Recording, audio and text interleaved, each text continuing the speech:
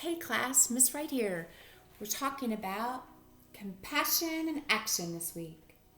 So today, I've got a book that we're going to read called Listening with My Heart by Gabby Garcia. So listen to some ways that she was showing compassion in the story. Esperanza's tummy fluttered as she practiced her lines on the porch. Today was the class play. Waiting for Mama to walk her to school, she paced back and forth when she spotted a heart-shaped rock.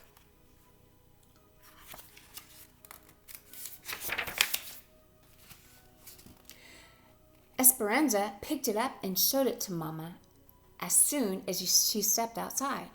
"I see you found a little treasure," said Mama. Esperanza rubbed its rough surface and felt a twinkle of joy. "Maybe it's a sign."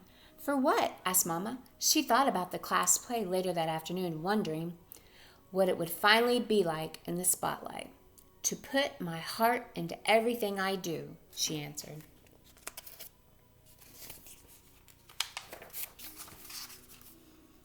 At that moment, they heard scratching and a soft cry. Esperanza peeked under the stairs and spotted a kitty shaking and shivering. No Mama in sight. She scooped up the kitten onto her lap and cuddled her. "She's all alone. I think she's hungry." Esperanza reached for her lunch bag, pinched off a piece of chicken, and offered it to the kitty, who gobbled it up. "Mama, I think the rock is a reminder to spread kindness and love. That's what we do when we listen with our hearts." "I think you're on to something," said Mama. "Can we keep Cleopatra, please?" asked Esperanza, who'd already named the kitty. "Queens are always welcome at our house," said Mama. "If she's still here after school, we'll take her in." At school, Esperanza was more focused on the play than on math or reading. Clutching her script during recess, she noticed Bayo sitting alone on a bench. He was new in school this week and didn't speak very much English. She wondered if he felt lonely or scared. Esperanza found a soccer ball and kicked it over to him.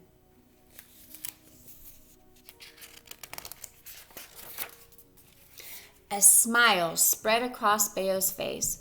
He stood, popped the ball in the air, then bounced it between his knee and his head a few times. "Dude's got moves," thought Esperanza. They spent recess giggling and making up hand signals together. Afterwards, Esperanza borrowed Miss Owen's English Vietnamese dictionary. She wrote "friend" in Vietnamese. She drew a picture of Bayo and her, then put it on his desk. Esperanza rubbed the rock in her pocket. Listening with her heart made her feel peaceful inside.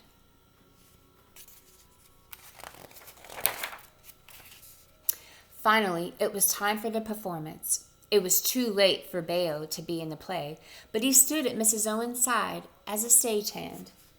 Excitement bubbled as Esperanza waited for her cue. Esperanza walked on stage, and she tripped as she was about to say her first line and splattered across the stage. When she got up, she forgot her lines, so Miss Owen whispered them to her from backstage. Her heart rushed through Esperanza's body as all her eyes were glued to her. She wished that she could just disappear. "I ruined the play," thought Esperanza, rushing off stage as she finished her part. "I messed up in front of everyone." She tucked herself in behind some props so no one could see her. Esperanza noticed that her body was shaking and her face was still burning. She took a deep breath and dug the rock out of her pocket. It was cracked and lopsided, just how she felt. Esperanza touched her hand to her heart and felt the disappointment. Bayo found Esperanza a few minutes later and handed her a drawing with the word "friend" written above it.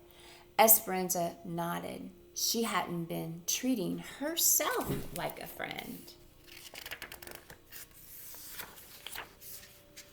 Esperanza realized this wasn't the first time that she'd been unkind to herself. At the soccer game last weekend, she missed the ball that swooshed by her head, and they lost the game. "Nice work," a player from the other team yelled as the others laughed. Esperanza thought she'd let her team down, and she was the worst soccer player in the world. Thinking those thoughts made her feel worse about herself.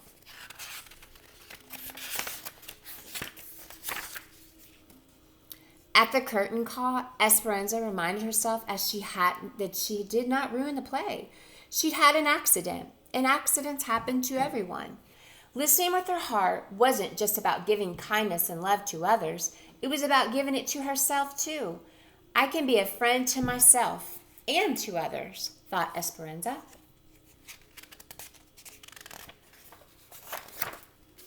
When Esperanza got home, she focused on her favorite things. She zipped down the hill on her bike. Then she spent the afternoon painting at the kitchen table. She also got the hug that she needed from Mama and some cuddles from Cleopatra.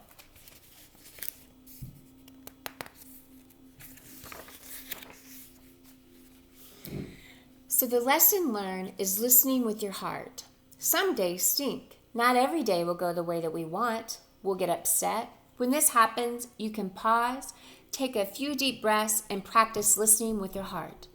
You can name what you're feeling. Whatever you feel is okay. You can listen to your body, notice the sensations that you are having, and you can pay attention to your self-talk.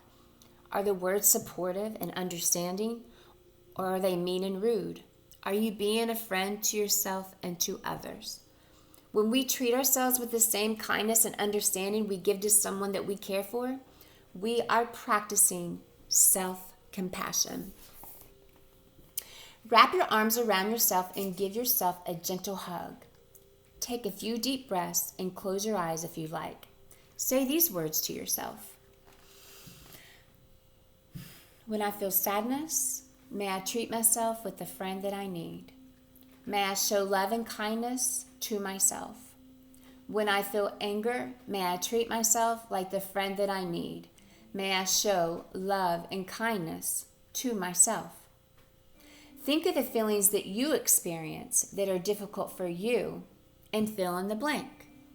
When I feel blank, may I treat myself like the friend that I need, and may I show love and kindness to myself. The end.